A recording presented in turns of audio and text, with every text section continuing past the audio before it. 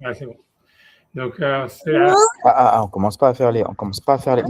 Non, non, non. Ouais, donc on est dans la halakha, je pense, 12. Je pense qu'on n'est pas, à moins qu'on était carrément plus tôt que ça. Le dernier sujet qu'on avait, moi je l'ai vu noter, c'était avec le sujet de la Brit, la Goïm. De quoi, Du Brit, la Goïm. Ah ouais, donc on n'a pas fait encore. Donc en fait, il faut reprendre un plus haut, quoi. En fait, ça veut dire, donc ça c'est un chidouche, tu vois, ça veut dire, ok, donc alors une seconde maintenant, j'espère que, donc on va prendre, on commence par ce Rambam, après ça, je vais essayer de regarder dans le chat tout ça et dans les mails, les commodes. En tout cas, donc, attends une seconde. D'accord, on n'a carrément pas fait tout ça. On n'a pas fait encore l'histoire du goy qui étudie la Torah et tout ça. Non, pas du tout. Ah, ok, d'accord. Ok, bon, ça, c'est un sujet super intéressant. Alors, 2 secondes. Voilà, donc, ok, donc c'est vrai. Donc, on a fait la Brit Mila, etc. Donc, on avait vu que les bons, tout ça. Maintenant, donc, en fait, ce qu'on fait maintenant, c'est Halakha 9. C'est un sujet très intéressant. C'est en ce qui concerne les non-juifs qui veulent étudier la Torah ou qui veulent pratiquer les mitzvot, etc. Tout en restant non-juifs, quoi, a priori. Alors donc Rambam ici, donc il dit, voilà, a priori la source du Rambam c'est la Gemara, on va faire les sources après. Mais en tout cas, il dit donc, ok, je lis simplement, je traduis. Akum shasak batorah hayav mita. Ça veut dire un non-juif qui étudie la Torah, il est passible de peine de mort. Ça veut dire, voilà, moi, ça commence comme ça. Et après, on va voir la source, tu vois, de ce que le Rambam il veut dire.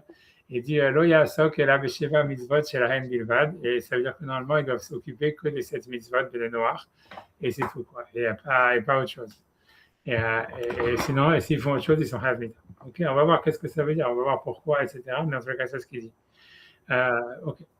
Veken akum chez Shabbat. Et donc, un non-juif qui ferait Shabbat. Afilu biyom mimot.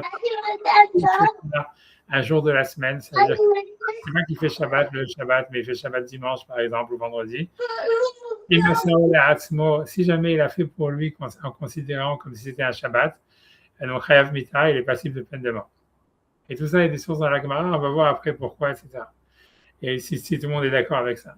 Ben Zahomar, Imasa Amoel Leatzmo, et à plus forte raison, si jamais un non-juif, il aurait rajouté une fête pour lui-même. C'est-à-dire, il semblerait, tu vois, ça veut dire, on a l'impression que selon le Rambam, c'est comme si tu vois, en fait, les 7 mitzvot Ben Noach, elles sont exclusives. Ça veut dire, il ne peut pas se rajouter des mitzvot à part ça, quoi. Même que ce soit des mitzvot de la Torah ou des mitzvot qui ne sont pas de la Torah. Parler de fête ou de mitzvot? C'est pareil. Ici, pour l'instant, il parle de fête, mais on a l'impression, tu vois, regarde, la phrase de toute façon d'après, elle va être plus, tu vois, elle va être, comment dire, elle va être plus générique. Il dit, Klalo shel davar, la règle générale, en manichin otam lechadesh dat. On ne les laisse pas, en fait, ça veut dire inventer les chadesh, tu vois, inventer une religion, date, Ouais. mitzvot, la atzman midatam, et laisser faire des mitzvot qu'ils auraient inventés par eux-mêmes. Et donc, ça veut dire, tu vois, ça veut dire, c'est ce qu'il dit, tu vois, honnêtement, j'en sais rien, je traduis ce qu'il dit pour l'instant. Et là, ou Ger Tzedek, ou bien, donc, c'est simplement, si quelqu'un, il veut se convertir et devenir un Ger Tzedek, Vekabel Kol HaMitzvot, et il reçoit toutes les mitzvot, ou il y a un mode de Torato, ou bien il doit garder ses mitzvot, à lui, c'est cette mitzvot de noir, Velo Yosif, il ne doit rien rajouter dessus, Velo Igra, il ne doit rien enlever. Ok, tout ça, c'est, tu vois, Vimasak Batora au Shabbat, au Chidesh Davar. Donc, il dit que si jamais, par contre, maintenant, un non-juif, il aurait étudié la Torah, ou bien il aurait fait Shabbat, ou bien il aurait rajouté un nouveau commandement, Makinoto, on le frappe, Vanchinoto, et on le punit, ou Modinoto, Shivachayav Mita Aze, et on lui dit qu'il est passible de peine de mort sur ça. Ça veut dire, puisque avant ça, il a dit qu'il était passible de peine de mort. Aval Enon Erag, mais on ne le tue pas pour ça. Ça veut dire, grosso modo, ce qui veut dire, c'est que ce n'est pas une des 7 mitzvot de Noir. Ça veut dire, il semblerait que c'est pour ça que c'est très bizarre ce qu'il dit, etc. On va voir les sources, etc. C'est parce que, a priori, nous, dans la Torah, on a une interdit de rajouter des mitzvot. Il y a marqué l'otosif ou baltigra. C'est 2 interdits de la Torah de ne pas rajouter des mitzvot et de ne pas en enlever. Et en fait, si tu veux, ça veut dire, nous, ça veut dire, on circonvole, ça veut dire, puisqu'on a rajouté plein de mitzvot, tu vois, comme je sais pas, la mitzvah de la lecture de la Megillah qui arrive bientôt, ou la mitzvah de, j'en sais rien, tu vois, la mitzvah d'allumer les bougies de Hanouka, tout ça, c'est des mitzvot qui ont été rajoutés beaucoup plus tardivement et qui ne sont pas dans la Torah. Mais on dit, tu vois, en fait, dans la manière dont Donc, là, ils font référence à tout ce qui serait des rabbanan? Alors c'est ça, c'est pas ça. Alors j'explique simplement comment ça marche pour nous. Et la question d'abord, tu vois, la première question, c'est qu'il n'y a pas cet interdit dans les 7 mitzvot ben noir. C'est-à-dire que a priori un ben noir, lui, il n'a pas cette mitzvah. On n'a jamais vu. Même Maïmonide, quand on a fait en long et en large les 7 mitzvot ben noir. Et ça veut dire le fait, ce que Maïmonide il veut dire que si jamais un non-juif il rajoute des mitzvot, voilà, il est passible de peine de mort. Alors lui-même il dit non, mais on ne le tue pas. Donc ce que veut dire un statut bizarre, mais l'idée c'est de dire c'est que ça rajouterait encore une mitzvah qui serait interdite de ne pas rajouter, de ne pas enlever. Et ça veut dire ça n'existe pas dans les 7 mitzvot ben noirs. Mais tu vois, c'est ce que je veux dire. Et je veux dire, nous, en fait, on a cette mitzvah-là chez nous dans les 613 mitzvot. Mais en fait, nous, on a une manière très facile si tu veux, de contourner ça en disant oui, on rajoute des mitzvot, mais on dit que c'est pas de la Torah, et puis c'est tout. Tu vois, ça veut dire, ça veut dire, il suffit de dire oui, ok, c'est pas les 7 mitzvot, ça ne fait pas partie des 613 mitzvot de la Torah, mais voilà, les Chachamim, ils ont rajouté la mitzvah, par exemple, de la lecture de la Megillah, les 4 mitzvot de Purim, Mishmach Manot, Tanit Esther et tout ce que tu veux. Et on dit, bon voilà, c'est pas grave, à partir du moment où on accepte que c'est pas de la Torah, alors il n'y a pas de problème, tu vois. Et le truc, c'est la question de savoir est-ce que ça serait la même chose pour les non-juifs, tu vois.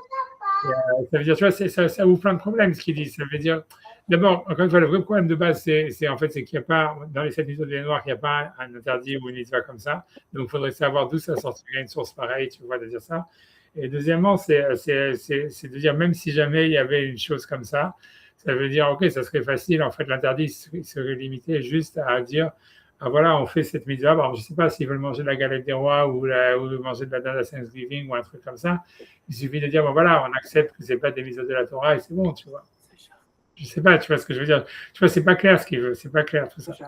Mais de toute façon, on va voir les sources, etc. Il y a le Rambam d'après, aussi important à lire, il est lié avec celui d'avant. Parce que là, tu vois, ça veut dire, alors, parce que là, tu vois, c'est comme si le Rambam va dire un truc complètement contraire, tu vois, complètement, ça veut dire, c'est complètement contradictoire avec ce qu'il vient de dire. Et c'est le Rambam dans la juste après. Il dit, Ben Noir Sheratza la Asot Mitzvah Mishar Mitzvot à Torah. Mais il dit, un Ben Noir qui décide de vouloir faire des mitzvot de la Torah. Ça veut dire quelconque. Qu'aider les Kabel Sra, parce qu'il veut recevoir un salaire sur ça. Puisqu'on a, si tu veux, on a la règle que si quelqu'un il fait des mitzvot sans être obligé de les faire, il a moins de salaire que si jamais il était obligé de les faire, mais il a un salaire quand même. Tu vois, c'est pour ça que les femmes, elles ont un salaire si elles vont écouter le chauffard, elles ont un salaire, elles font des mitzvot qu'elles ne sont pas obligées de faire. Et si elles le font, elles ont un salaire. Même une femme qui étudie la Torah, elle a un salaire de Enometsu aussi, ou une femme voilà, qui va écouter le chauffard. Une femme qui va mettre les tefilines, c'est notre histoire parce qu'il y a peut-être un interdit, etc. Mais ça veut dire en tous les cas, toutes les femmes qui font les mitzvot positifs, alors voilà, bientôt il va y avoir la mitzvah d'écouter la paracha de Amalek, de Zachor. Tu vois, en général, tu vois, presque, ça veut dire dans les milieux plus ou moins orthodoxes, les femmes, elles vont écouter la lecture de paracha de Zachor, alors qu'en fait, tu vois, ça veut dire qu'il n'y a pas d'obligation réellement pour les femmes, puisqu'elles ne sont pas la mitzvah de faire la guerre. Mais malgré tout, tu vois, elles ont un salaire de Enom et Tsuev. Ça veut dire quelqu'un qui a pas le salaire, qui fait la mitzvah sans être obligé. Comme les femmes ashkénazes, beaucoup, elles font le loulav. Ça veut dire à cause de ça. Ça veut dire parce que c'est toutes les mitzvahs positives. Tu vois, toutes les femmes, elles vont écouter le shofar Rosh Hashanah. Enfin, beaucoup de femmes, elles vont écouter le shofar Rosh Hashanah, mais elles ne sont pas obligées parce que c'est Enom et Tsuev. Et donc, tu vois, lui, il veut dire, en fait, le Rambam, il dit qu'un goy, donc, il voudrait faire ça comme ça veut dire qu'il dit, voilà, je fais les mitzvot, mais parce que je veux avoir le salaire de Enom et Tsuev aussi. Alors, tu vois, et ça veut dire, et donc, sur ça, le Rambam, donc, normalement, tu devrais dire, ah voilà, avant, il vient de dire qu'un goy qui étudie la Torah, il est passible de peine de mort, etc., etc. Tout d'un coup, il dit, le Rambam, il dit le contraire. Il dit, en moninoto la sota kilcheta. On n'empêche pas de faire la mitzvah comme la halacha. Donc, tu vois, ça veut dire, c'est super bizarre, tu vois, ça veut dire, après, c'est complètement contradictoire avec ce qu'il a dit avant. Ça veut dire, un goy qui voudrait dire, ouais, je veux faire Shabbat, et pour avoir le salaire de Enom et Tsueva aussi, tu vois, selon ce qu'il dit le Rambam, il pourrait faire, tu vois. C'est complètement bizarre, tu vois. Ça veut dire, l'idée, c'est qu'on a l'impression que ce qui est interdit pour lui, c'est de se dire, c'est encore une fois, c'est un côté identitaire, de dire, je m'astreins à faire cette mitzvah de Shabbat, malgré le fait que je suis goy. Et ça, il n'a pas le droit. Mais s'il dit, en fait, je le fais volontairement, parce que je sais que c'est une mitzvah et qu'en fait, on reçoit un salaire, même si on l'a fait, même si on n'est pas obligé de le faire, alors ça, il peut le faire. Ouais, c'est très étrange, tu vois, tu vois, c'est juste. Excusez-moi, la nuance, c'est qu'est-ce qui fait qu'on peut le faire, c'est qu'il dit qu'on peut. Il n'est pas obligé de le faire. Il admet qu'il n'est pas obligé de le faire. Ça veut dire l'idée, c'est qu'il n'est pas obligé de le faire. Ah, c'est ça l'histoire. C'est que tu vois, il se dit voilà, je le fais d'une manière volontaire et c'est tout. Et je le fais parce que pour recevoir un salaire, comme quelqu'un, tu vois, voilà, ça veut dire que ce serait ça la nuance. Ça serait, si Ah, dans jamais, le premier cas, il pense qu'il y est astreint. ouais, où il veut s'astreindre, voilà, il veut s'astreindre à Il tout veut ça. s'astreindre. Et ça, il ne peut pas, parce que c'est créer une nouvelle religion. Tu vois, selon Maïmonide, on a l'impression que c'est en fait, c'est se mettre des obligations à dimension variable, c'est ça ce que la Torah ne veut pas. On s'est mis Donc, d'accord. en fait, ce serait de toute façon. S'il répétait ça chaque semaine, ça voudrait dire qu'en fait, il s'astreint. Mais s'il le fait occasionnellement, Et c'est même pas marqué comme ça, tu vois. On a l'impression que c'est plus dans son intention que ça dépend, tu vois. Ça veut dire que si jamais il dit, voilà, je sais que je ne suis pas obligé, je le fais quand même, de manière volontaire pour recevoir un salaire, ouais. alors ça, c'est pas un problème. Mais si jamais le type se dit, ouais, non, mais je vais m'obliger à faire Shabbat, je vais m'obliger à, je sais pas, tu vas manger cachère, alors à ce moment-là, ça devient un problème, ça devient interdit, carrément, il est passible de peine de mort. Mmh. Mais Ok. si Comme les adventistes du 7e jour, c'est quoi? C'est un problème en fait. ça, je ne connais pas c'est quoi leur halachot, mais ça veut Non, dire, comme le. Je sais pas, comme. Comment il s'appelait le beauf qui a été tué là? je sais pas si, ça Comment il va, s'appelle celui? Il faisait Shabbat. Il y en a qui font Shabbat comme ça, des goïms qui. non, je sais, à la base, si tu veux, les, comment dire, les, Pensez à lui aussi, Charlie Kirk, parce qu'il disait qu'il étudiait la Torah. Donc, tu vois, c'est ça la question. Tu vois, tu vois, mais ouais. c'est super bizarre parce que le Il Rambam, faisait Shabbat. Il déconnectait son téléphone et tout. Les fois, moi, je l'ai laissé Ah à ouais. Shabbat. ouais, tu vois, mais c'est possible, tu vois, ça veut dire l'idée, tu vois, c'est ce que le Rambam il dit ici, tout ça, c'est des trucs complètement, c'est out of the blue, tu vois, tous ces trucs-là que le Rambam il sort, tu vas falloir regarder les sources parce que c'est complètement out of the blue. Mais déjà, d'abord, tu vois, c'est contradictoire, encore une fois, tu vois, c'est-à-dire, encore une fois, tu vois, dans la lacha d'avant, il a dit Chayav Mita et tout ça, etc. Et s'il te dit un ben noir qui veut faire une mitzvah, etc., pour recevoir un salaire, alors on l'empêche pas s'il a fait comme là, suivant la lacha. Et tu vois, comme je te dis, a priori, donc si tu veux voir si tu veux, comment dire, comment ça fonctionne, si tu lis le Maïmonide, tu vois la manière, si tu veux lire les deux à la fois, là, parce que j'ai zoomé, donc ça fait deux à la fois, mais ça veut dire, pour ce pas, je peux zoom out, tu vois, mais ça veut dire l'idée, c'est pour que ça ne, tu vois, ça veut dire, même en zoom out. Traduction, vous n'allez pas pouvoir voir les deux. Bon, peu importe, tu vois, mais ça veut dire l'idée pour pas que ça soit contradictoire d'une halakha à l'autre, où il avait dit que si jamais quelqu'un il rajoute des mitzvot, il est passible de peine de mort. Si tu vois, il faut dire en fait que ça dépend dans quelle intention il le fait.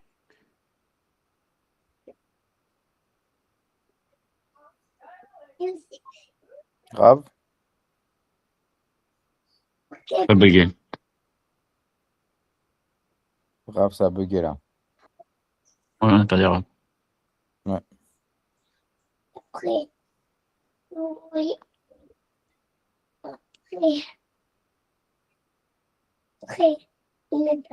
Reste comme ça, tranquille à côté de toi. Sans rien dire. Pas du tout. Hum. Je fais le Balagan depuis tout à l'heure. Alors Ah, ok. ouais. Ouais, Là, comment je ça, l'ai monsieur? calmé parce qu'on est en train de me dire le programme de ce qu'on va regarder. Parce que je regarde jamais des dessins animés. Là, Ah, d'accord. je l'ai acheté avec les dessins animés. Dis à Sacha qu'est-ce que tu vas regarder. Qu'est-ce que tu vas regarder? Dis lui. Il te demande. Qu'est-ce que tu vas regarder? Je les connais très bien, ces gens-là. Tu connais Peppa Pig, toi? Ouais, mais t'as pas piqué, ça fait partie de la liste. Peppa Pig, c'est-à-dire, ici, on a le livre. Voilà, je peux sortir le livre, il est là. Arrête. Eh oui, il est là. On a le livre, l'autre, il me connaît Zoe, Zebra, Rebecca Rabbit, et tout ça. connais, toi? il est là. Tu connais Rebecca Rabbit? Tu connais Bluey? Bluey, c'est un grand copain de mon fils. Grand, grand copain.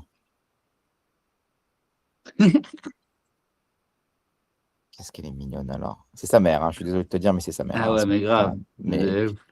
Et comment s'appelle ta deuxième? J'ai oublié. Sinaï. Sinaï.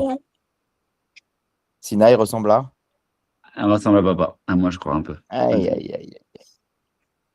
Elle ou Sinaï? Hogan? Et toi, pourquoi t'es pas Hogan, toi? Il n'y a pas le Saharon? C'est quoi de ça, Aaron? Saharon, c'est l'après-midi de Soraïm. C'est genre le. Ah. Tu parles hébreu? Non, Mais ça, elle parle plus l'hybride que le. que le français. Ouais, Aïe, moi, sa t'appelles mère, l'hybride. c'est fou, Hein? c'est fou. Ah ouais, c'est trop drôle. Tu connais Billy aussi? Billy, non. Billy, c'est en Ah, français? son oncle. Non, Billy, l'oncle des. Ouais, elle ressemble tout à fait. C'est une tarteau. C'est quoi ça? C'est quoi, Billy?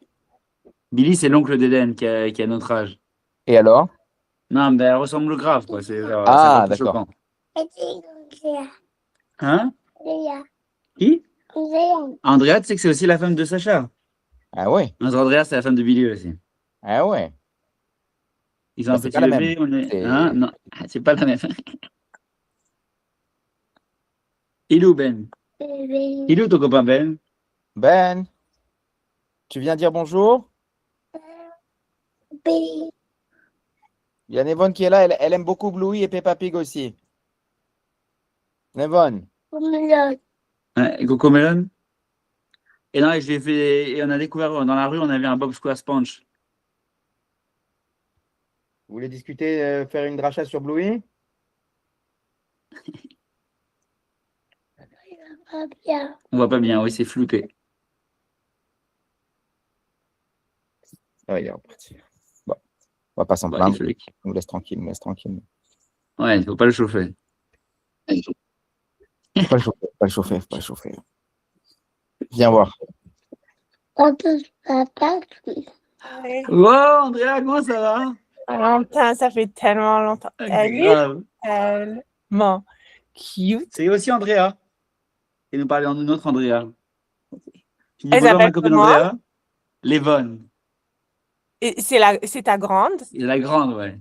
Elle est trop mignonne. Ben, viens voir les vannes. Viens voir les vannes. Et la petite, comment ça va? Elle est magnifique, elle est au GAN, là. Elle aussi, elle devrait être au GAN, mais ils ont décidé autrement aujourd'hui.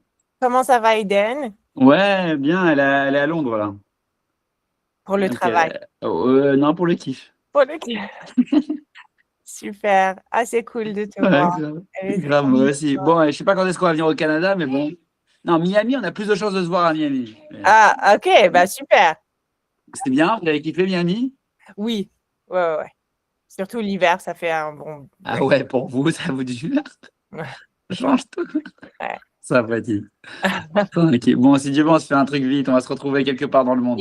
Oui. Bon, allez, vas-y. C'est vrai, vous n'avez pas de projet en Eretz, Sacha? Moi, j'ai des projets qui n'arrêtent pas de se reporter. Je sais pas quand. C'est tellement un long voyage. Et en fait, le C'est un truc, long voyage, ouais. Très long. c'est un long voyage. Et non, la priorité, chaque fois que je voyage, c'est d'aller voir mon père. Et, Bien sûr. et Bah, en même évidemment. temps, je m'absente d'ici à chaque fois. Là, par exemple, j'ai pris mon billet hier. Je suis à Paris. Je sais pas si tu seras là, mais je suis à Paris genre, la semaine prochaine jusqu'au 1er mars.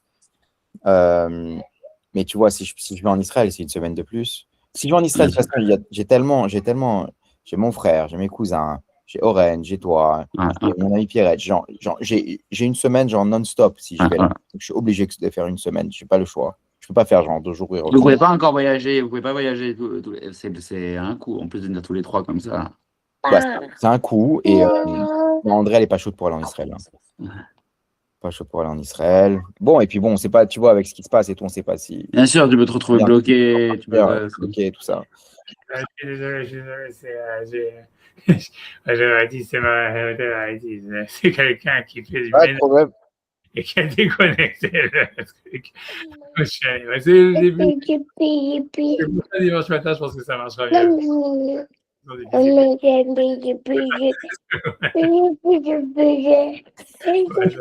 Ouais. Allez. Parce que il faut que j'arrive à retrouver les mains. Mais donc, en tout cas, vous avez vu, 2 secondes maintenant, il faut que je. Une seconde. En tout cas, vous avez vu le Rambam. Je ne sais pas, 2 secondes, je vais essayer de. Le Rambam, c'est étonnant, en fait, honnêtement. Et 2 secondes, je vais y arriver, je vais. Ok. Ok. Yeah. Ok. Attends 2 secondes.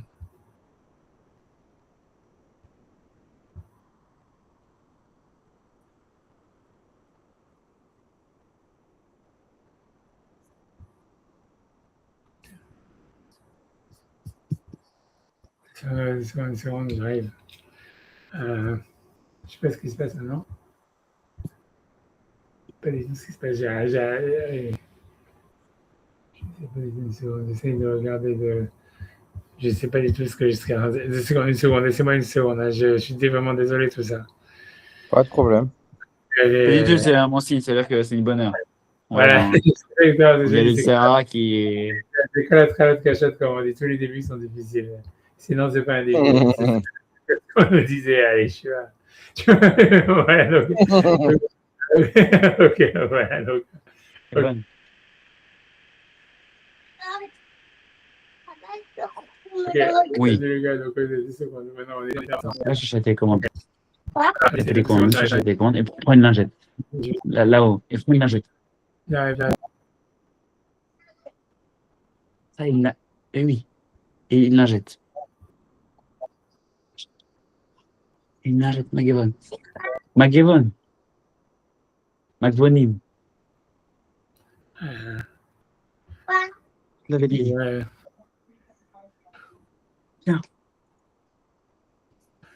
Ok. Et honnêtement, je vais voir ce qui se passe un petit peu sur tout ça. Ok. Donc, disons maintenant, donc, en tout cas, ça, c'est le Rambam. Et donc, voilà. Donc, savoir d'où est-ce qu'il a sorti ça. Et de savoir aussi, tu vois, pourquoi ça veut dire.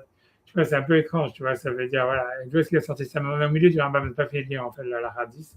Donc, en tout cas, dans la hadith, il dit, donc, je vais essayer de zoomer peut-être encore un petit peu. Tu as dit Ben Noach Sheratza la Sot Mitzvah Mishar Mitzvot Torah. Donc, encore une fois, donc, un Ben Noach qui aurait voulu faire une des mitzvot de la Torah, que dès le Kabel Sra pour pouvoir recevoir un salaire. Donc, En Monim Oto la Sota Kilketa. C'est-à-dire, on n'empêche pas de le faire s'il veut le faire suivant la halakha. Je ne sais pas pourquoi j'ai. Voilà. Ok, mais je sais, ok, j'arrive. Voilà, c'est bon. En Monimota, là, on n'empêche pas si jamais il veut la faire comme la halakha. Vemevi Ola, mais Kablin Mimenu. S'il amène un sacrifice d'Holocauste, on accepte son korban.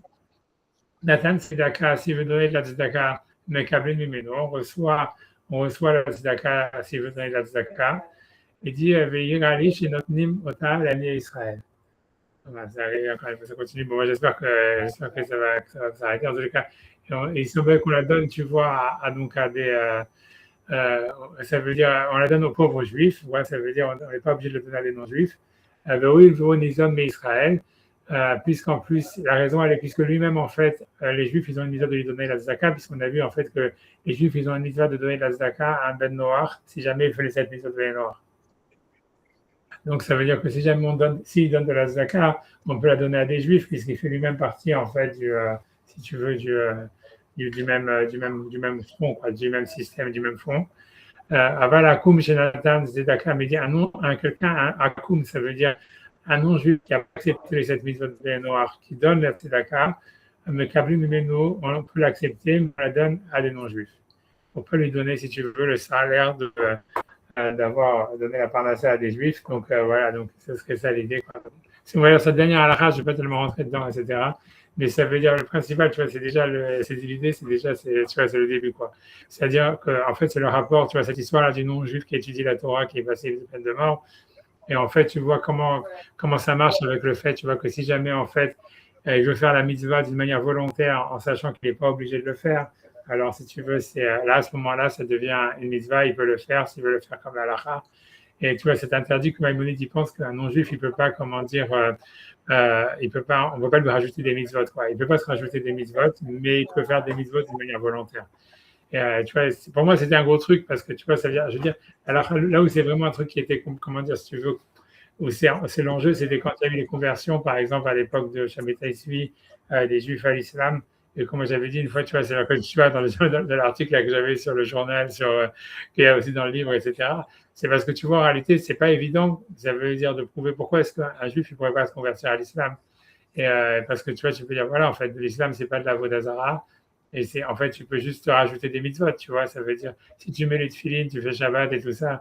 Et après, tu dis, OK, je vais rajouter en plus de faire, je sais pas, de mettre la burqa à ma femme ou j'en sais rien, je sais pas encore c'est quoi les autres trucs, d'aller pèleriner à la Mecque ou compagnie. Tu vois, je veux dire, tu vois, la question, c'est ce que tu vas dire, tu vois, en fait, c'est difficile de savoir. C'est ça ce qui s'est passé à l'époque de Shammai Tzvi, c'est pour ça que Shammai Tzvi s'est converti à l'islam, etc.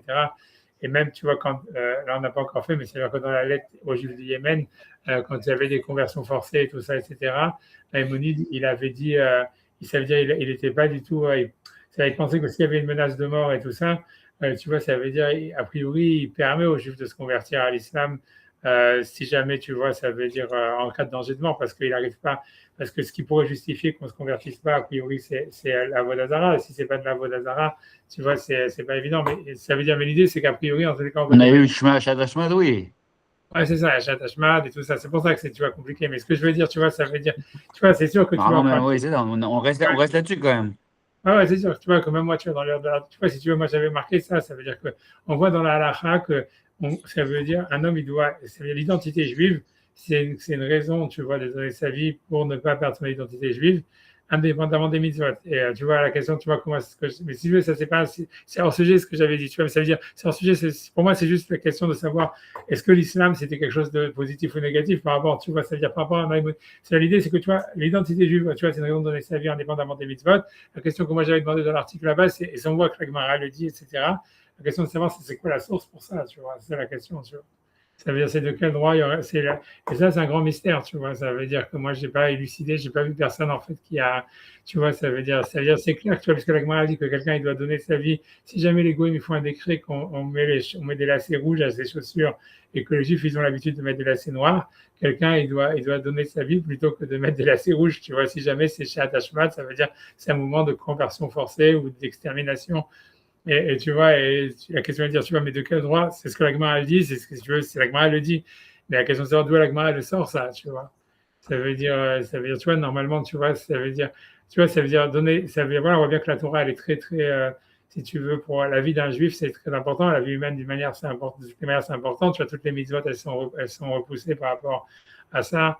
Et tu vois, par rapport à sauf à Vodazara, Gilou Arayot et Shurud Dami, mais là, tu dis, ouais, pour un cette chaussure, le type, il doit donner sa vie. Je ne sais pas, tu vois, la Gemara, elle le dit, mais, mais la question, c'est d'avoir d'où elle le sort, tu vois, c'est d'où tu sors un truc pareil.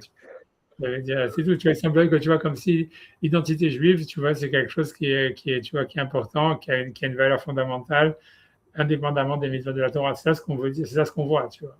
Ça veut dire que tu vois, ça veut dire, c'est ça ce qu'on apprend de cette halakha, ma question. Et ça veut dire que c'est pour ça que la Gemara ne source pas. Ça veut dire l'idée a priori, c'est qu'il n'y a pas de source, tu vois. Ça veut dire que c'est pas parce que la Torah elle demande, tu dois donner ta vie juste pour rester juif. C'est pas la Torah qui demande, c'est juste, tu vois, le fait que tu es juif qui nous demande, tu vois. C'est ça, tu vois, c'est ça ce que ça veut dire. Ça veut dire, tu vois, ça veut dire qu'on a une identité nationale qui dépasse, tu vois, en fait, ou qui, en tous les cas, qui a une valeur fondamentale au point où un homme il doit donner sa vie pour son pays ou pour sa nation, ou pour son identité en tous les cas, et que ça, c'est indépendant des méthodes de la Torah, et que la Gemara prend ça comme un truc évident, et c'est pas commandé par la Torah, c'est juste parce que tu es juif. Tu vois, mais c'est un truc bizarre, c'est un truc qui nécessite, tu vois, ça veut dire, je sais pas quoi dire, mais c'est pas notre sujet ici, tu vois, mais ce que je veux dire, par contre, ce qui est dans le sujet, dans le Maïmonide ici, c'est que c'est cette histoire-là, c'est, tu vois, c'est de savoir, tu vois, ça veut dire l'interdit, donc de rajouter des mitzvot, et l'islam, tu vois, qui était justement ça. À mon avis, tu vois, c'est un peu ça ce qui est visé là-dedans, tu vois, c'est encore une fois, comme il avait parlé sur la Brit Mila en disant, ah oui, tous les non-juifs, ils doivent faire la Brit Mila, sauf les musulmans, tu vois, etc. Et après, oui, mais même les musulmans, ils peuvent, parce qu'ils le font en tant que doute de Bnei Ketorah, mais ça veut dire, l'idée, c'est que on a l'impression que l'idée, c'est une sorte d'usurpation, tu vois, qui aurait, tu vois, de faire des nouvelles religions, comme si, tu vois, en fait, il n'y aurait pas une HM, mais c'est très bizarre, tu vois, c'est la question de dire pourquoi ça serait comme ça, tu vois. Et, j'espère que je vais retrouver dans le chat, tu vois, les commentaires sur ça, mais que, a priori, j'arrive pas je suis un peu paumé. 2 secondes, je vais essayer, j'espère. Je ne sais pas du tout, une seconde, laisse-moi regarder.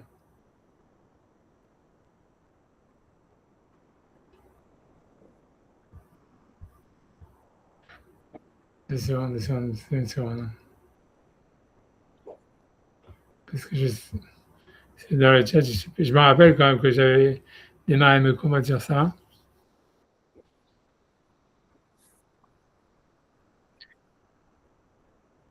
Mais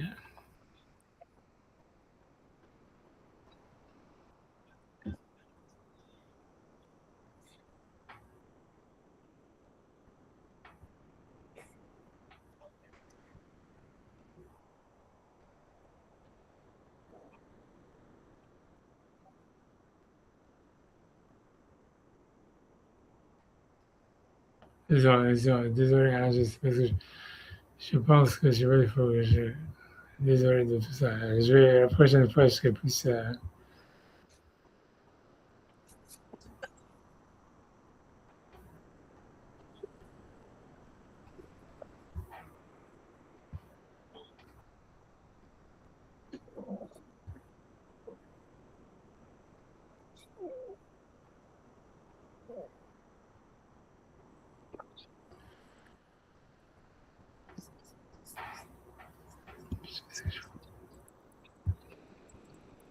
Désolé, je suis vraiment désolé de tout ça.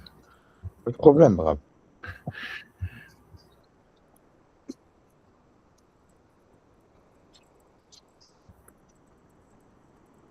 Ok, moi j'ai trouvé le truc.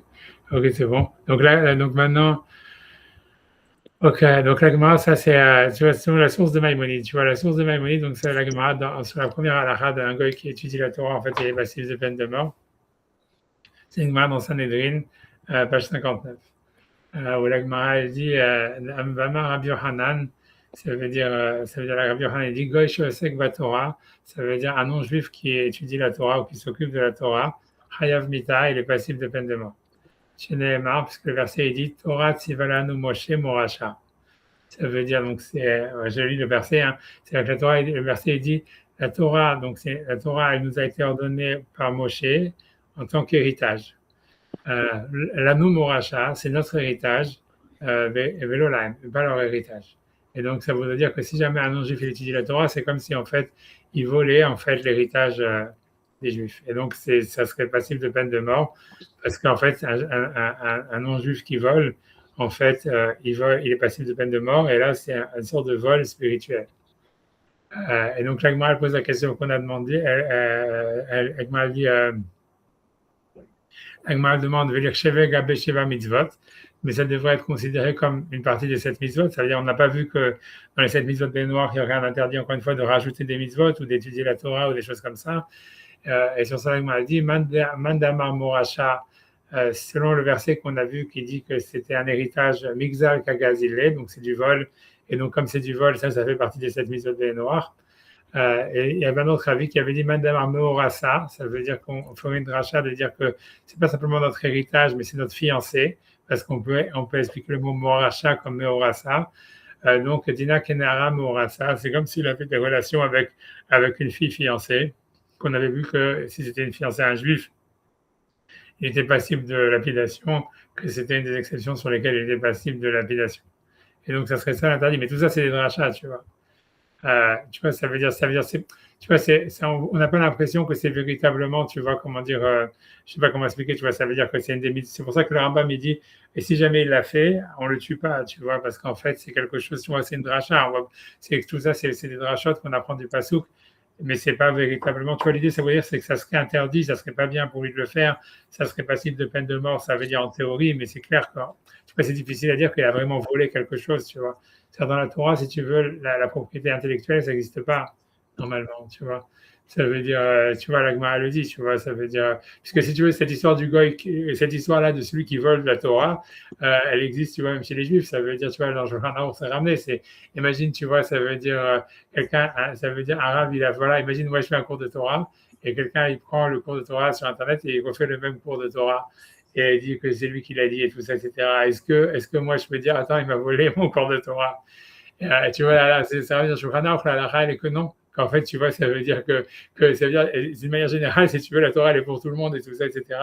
Et ça veut dire, en fait, donc, mais d'une manière générale, c'est juste qu'on apprend aussi que la propriété intellectuelle, ça n'existe pas, quoi, dans la Torah. Ça veut dire que c'est pas simplement dans un cours de Torah, mais si jamais quelqu'un, d'après la Torah, si jamais quelqu'un, il fait, je sais pas, il invente, je sais pas, un ordinateur et quelqu'un, il copie, comme ils font les Chinois, à l'ordinateur, en fait, tu vois, il a pas volé. Parce qu'en fait, tu vois, je veux dire, voilà, ton ordinateur, tu l'as. Voilà, tu vois, ça veut dire. Le plagiat non plus. Ouais, c'est ça, le plagiat, ça n'existe pas, etc. Tu vois. C'est bien qu'on dit que celui qui cite l'auteur, c'est comme s'il amenait la libération au monde, tu vois, qu'on apprend de Mordechai, Esther, de Purim et tout ça.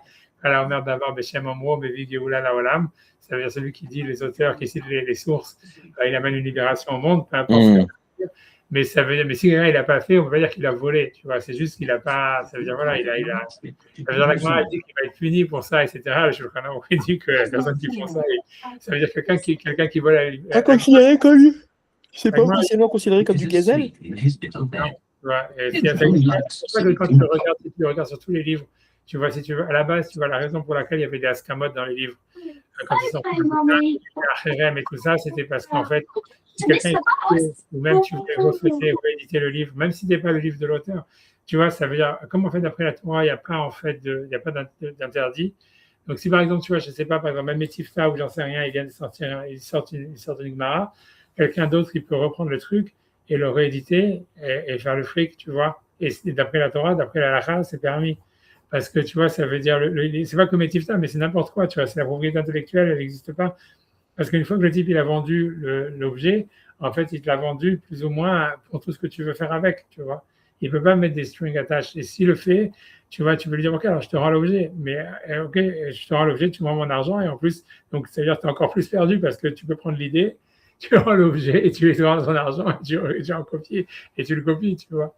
Et ça veut dire la propriété intellectuelle n'existe pas. C'est pour ça que toujours, il y a eu, si tu regardes dans les vieux, si tu veux, dans tous les livres qui ont été publiés, on va dire au 18e, 17e, 16e, en fait, si tu regardes les éditions originales, il y a plein de pages de Kherem pour celui qui va copier, rééditer sans l'autorisation de l'auteur. La raison pour laquelle ils mettent des Kherem et tout ça, avec tous les rabbinim qui signent et tout ça, c'est parce que comme il n'y a pas d'interdit, justement, la seule manière de bloquer, c'était de dire que si jamais quelqu'un le fait, il est excommunié.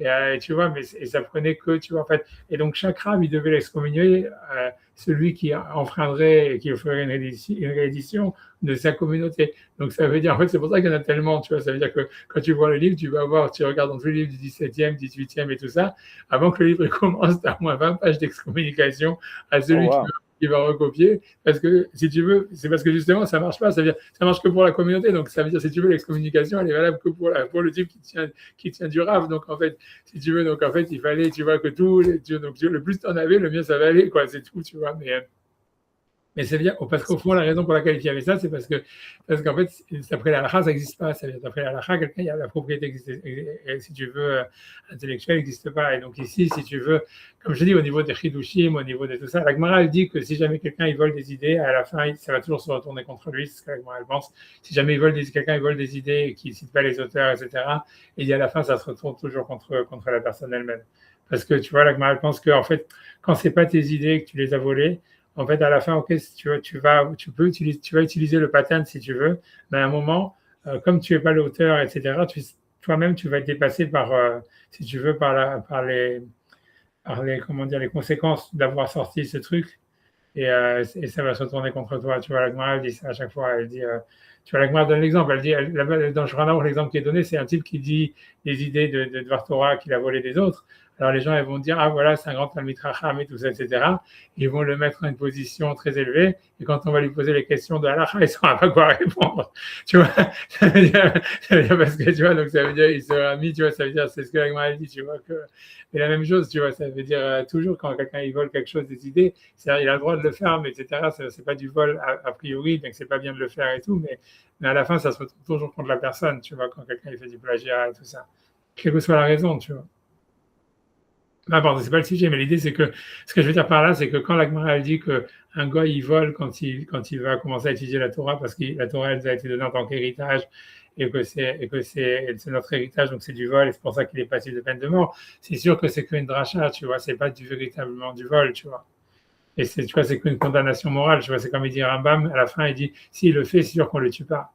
Mais ça veut dire que c'est une condamnation morale. Grosso modo, ça voudrait dire, l'idée, c'est que, tu vois, ça veut dire un non-juif qui étudierait la Torah, ça serait comme, tu vois, voilà, c'est comme si tu vois, en fait, c'est pas une chose à faire parce que ça a été donné aux Juifs, et en fait, il faut essayer de laisser l'exclusivité de l'étude de la Torah aux Juifs. Ça serait ça l'idée, parce que ça serait sinon, tu vois, une sorte de dépossession de leur héritage, et si tu veux, voilà, une remise en cause de leur identité, tu vois.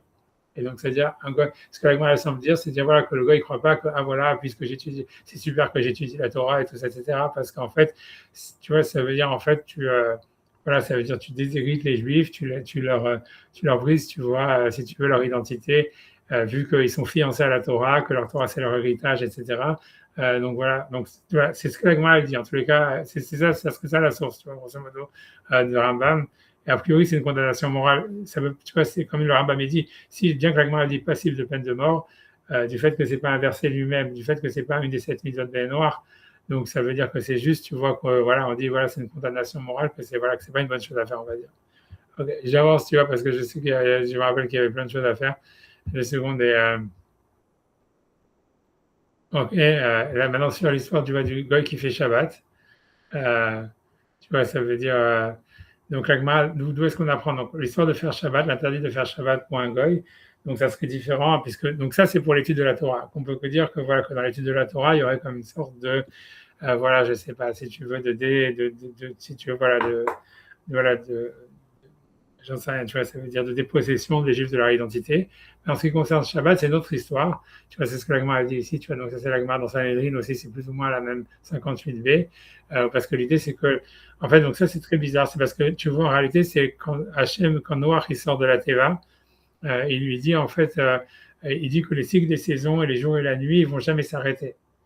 Et l'Agma l'interprète en disant que si tu veux, c'est Noach, il doit être en phase avec les saisons, et que du fait que les saisons elles s'arrêtent jamais, donc Noach aussi ne doit jamais s'arrêter. Et donc il ne doit jamais faire un jour de repos. Ça veut dire, tu vois, ça veut dire, ce serait ça l'idée. Tu vois, tu vois le passage parce que tu vois, je lis la Gemara, tu vois, Vamar Lakish, Norkish et Shabbat, Chayav Mita. Donc Lakish, il dit un goy qui fait Shabbat, il est passible de peine de mort. Chez Nehemar, Yom Veyom Valayla Lo Ishbotu. Ça veut dire parce que le verset il dit, et le jour et la nuit ne s'arrêteront pas. Et si tu veux le verset, tu vois, normalement, ça veut pas dire, ça veut dire juste, tu vois, je vais cliquer, j'espère que ça va marcher. Tu vois, ça veut dire, ça marche pas. Tu vois, ça veut dire, mais ça veut dire, je sais que tu vois que ça allait, moi, je vais laisser tomber. Ça veut dire, tu vois, ça veut dire, tu vois, que normalement, tu vois, le verset, en fait, il parle de, c'est un verset qui a été dit à Noir quand il sort de la Teva. Je vais laisser, regarde, je vais laisser tomber, je vais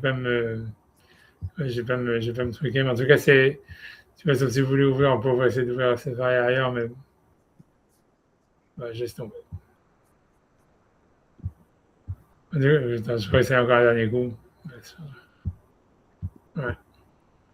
Bref, en tout cas, ça veut dire, il est marqué Yom Balayla, c'est un verset qui est dit à Noach quand il sort de la Teva. Et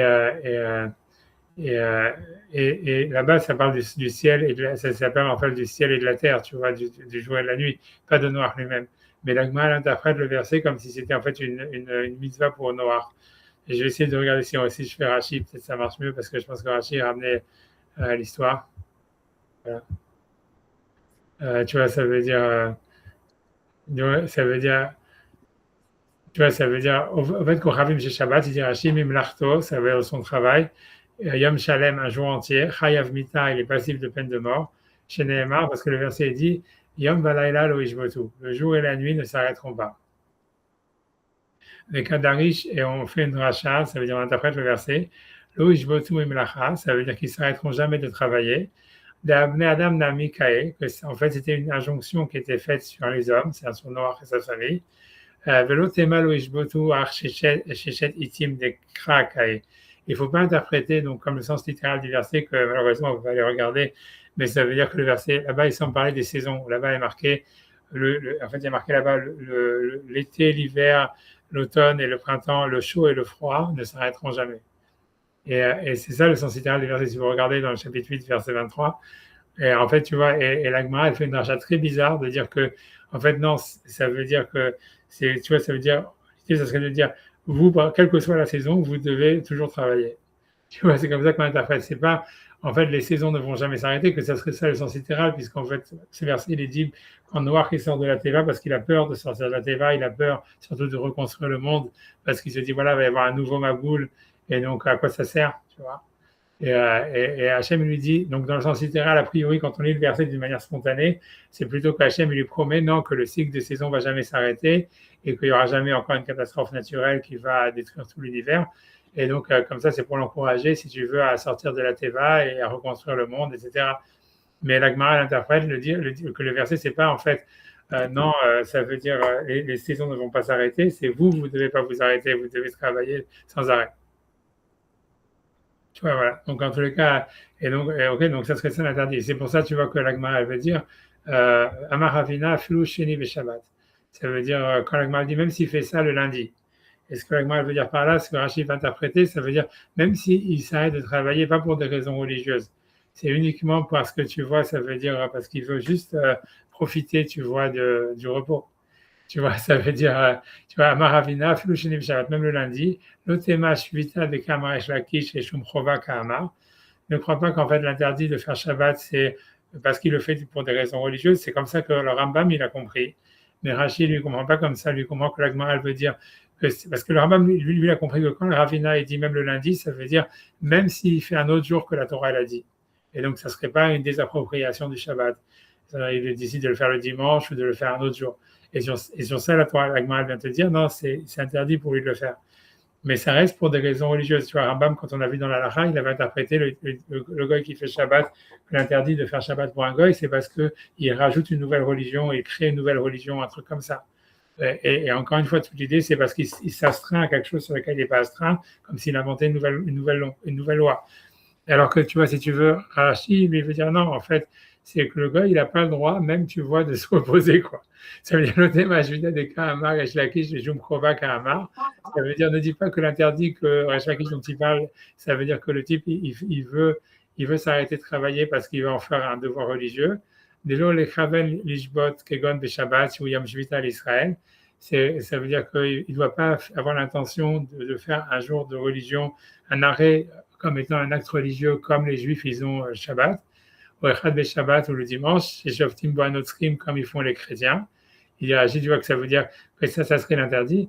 Il dit non, et la Menucha Be'alma Ka'asar Lehu. Ça veut dire c'est l'interdit même de se reposer. C'est-à-dire un gars, il a l'interdit complètement de se reposer.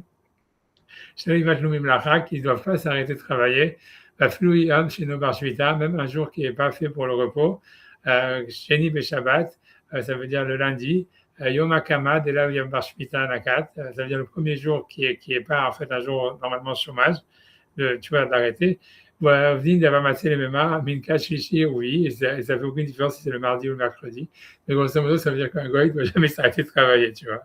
Donc selon ça, tu vois, je veux dire, les Américains, ils sont mieux que les Européens parce qu'ils n'arrêtent jamais. Ils sont complètement. Tu vois, ça veut dire. Mais Raph, pour comprendre par rapport à ça, quand on parle d'un goy, on parle de quoi? On parle d'un goy en général ou bien d'un guerre Toshav? Tu vois, alors c'est ça, ça veut dire, on va voir tout ça, ça veut dire, tu vois, tout ça, c'est ce que la Gemara semble dire, tu vois, rien que je lis les sources, tu vois, de début, tu vas dire, parce qu'encore une fois, il faut voir le gros truc, que tu vois, que Maïmonide, il a dit dans la Lacha d'après, il dit, si jamais il le fait comme Eno Metsuve VOC, tu vois, selon Rashi, tu vois, a priori, selon Rashi, ça change, c'est pas lié, si c'est pas relié à une religion, a priori, c'est juste, tu vois, selon Rashi, c'est juste un interdit pour les non-juifs de travailler, de s'arrêter de travailler. Ça veut dire, a priori, tu peux dire, en fait, voilà, si jamais quelqu'un ici, quand s'arrête de travailler, il va être plus productif ou des choses comme ça, alors tu vois, ça ne serait pas un interdit pour lui.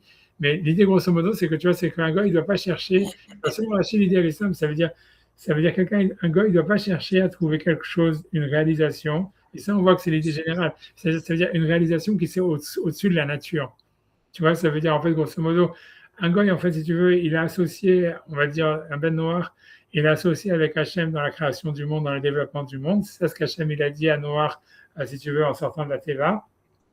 Et en fait, il ne doit pas chercher un idéal, tu vois, de dire, ah voilà, tu vois, pourquoi le monde, tu vois, ça veut dire, il y a une transcendance. Et en fait, je vais chercher, tu vois, c'est une sorte de dépassement, en fait, de la réalisation du monde que pour ce qu'il est, quoi. Et en fait, tu vois, ça serait, grosso modo, selon Rashi, et tout ça, c'est dans ce qu'on voit, c'est dans le sens littéral de ces mitzvot-là. Tu as l'impression que tu as l'interdit d'étudier la Torah, etc. Ça serait comme si tu vois un gars, il doit être hyper matérialiste en réalité. Ça veut dire, pas dans le sens où tu vois, c'est matérialiste, voilà, ça veut dire, voilà, je dois suivre mes impulsions et tout ça, mais ça veut dire dans le sens, ça veut dire que la réalisation pour lui, elle est dans le développement du monde matériel tel qu'il est, et il ne doit pas chercher en fait une sorte de, si tu veux, de réalisation qui soit au-dessus de ça, quoi. C'est hyper marxiste en réalité, tu vois. Ça veut dire dans le sens que c'est marqué ici, dans le sens que Rashi le prend, c'est comme et que Rambam aussi le prend. On a l'impression, ça veut dire en fait qu'un gars, il doit être marxiste.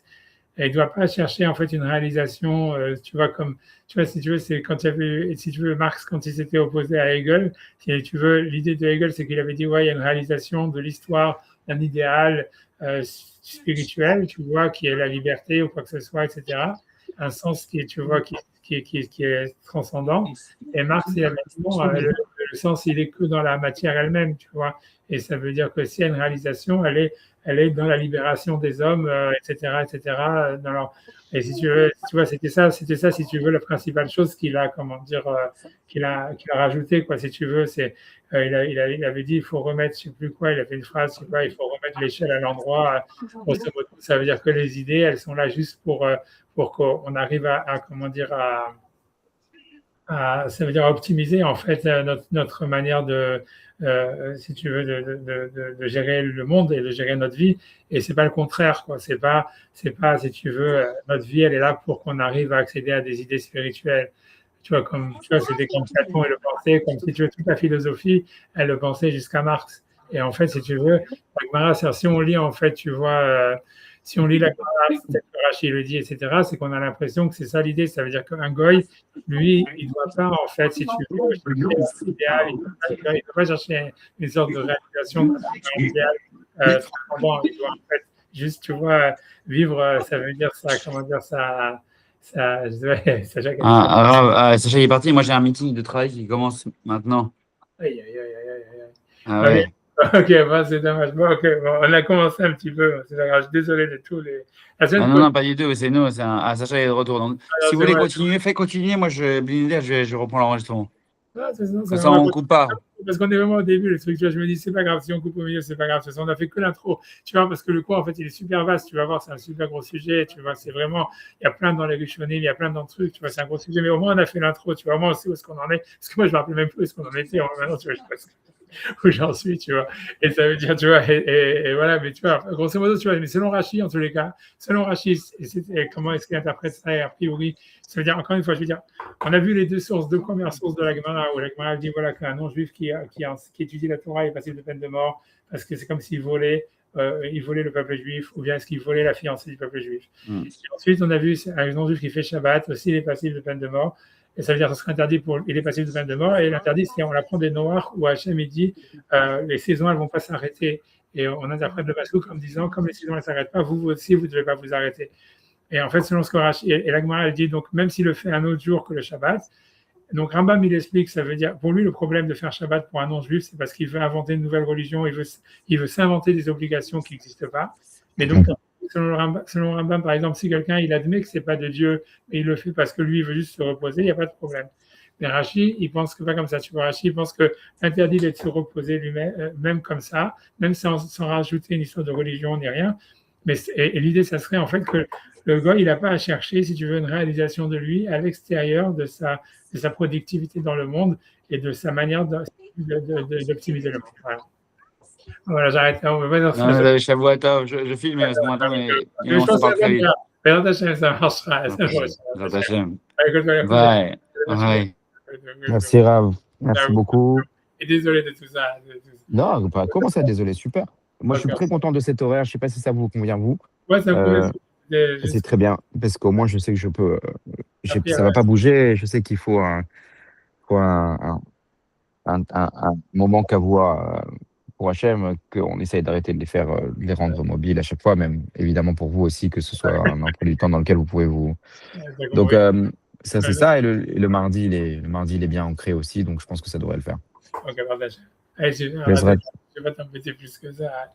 Voilà, j'espère que ça va l'enregistrement, donc j'espère que. Si, c'est l'enregistrement. Je ne sais pas si c'est l'enregistrement. Oui, il y a l'enregistrement. Ouais, c'est recordé. Attends, j'arrive à l'enregistrement. Parce que tu vois, je suis désolé d'avoir eu un arrêt en plein milieu et tout ça. Non, ça arrive. Hein, déjà, c'est un miracle qu'on puisse étudier à distance. Alors, s'il y a des. Maintenant, on commence à être piqué sur. Ça s'arrête 3 minutes alors qu'on est entre Israël, New York et Montréal. Non. Grande chance. Ouais, je te laisse tranquille, je te dis. Sauf si, voilà, en tout cas, je suis Shavuotov et que des bonnes choses. Shavuotov, à vous aussi, Rav. Quelque chose et tout ça, je ne sais pas, comme Dieu, je sais pas. Le quoi, pardon? Il y a des questions sur quelque chose, Non, j'étais content. J'ai fait un peu de Trasara hier parce que je suis un petit peu à l'ouest sur Kiddushin. Donc, j'ai fait un peu. J'ai fait Kaftet Amoud Aleph. J'ai juste Gemara, Mishnah Gemara et voilà, c'est tout. Même Parashi, juste comme ça pour lire, pour l'avoir en tête. Et c'est pas de question. Ici, tu vois la Sougia avec l'histoire de. Tu vois la mitzvah de lui et de son fils et tout ça, etc. Et que si c'est écrit comme dans un. Tu vois qu'il veut prendre, si tu veux, les collatéraux qui ont été faits depuis la bar mitzvah et compagnie. Tu vois, ce passage-là, il est compliqué. Hein, ça, je ne suis même pas encore arrivé sur les collatéraux de la bar mitzvah. Je suis vraiment sur qu'est-ce qui appartient, qu'est-ce qui est sur la femme, qu'est-ce qui n'est pas sur la femme, comment on sait quelque chose qui devrait être sur la femme, qui apparaît, comment la partie qui était, c'était si. par rapport à. Donc, on énonce, c'est Pidion à Ben, c'est le rachat, c'est l'enseigner. Ah oui, et c'était aussi. Ah, je suis pas dedans, Mais ouais, la Brit Mila, mais donc Abraham il l'a fait sur lui. Après, anyways. Et bon, ouais, non, c'est un tout petit peu, mais c'était histoire de pouvoir reprendre un petit peu un rythme. Et voilà, non, merci beaucoup. Merci beaucoup, Shavuot Tov. Et on se parle mardi. Ok, Merci Rav. Bonne journée. Bye bye.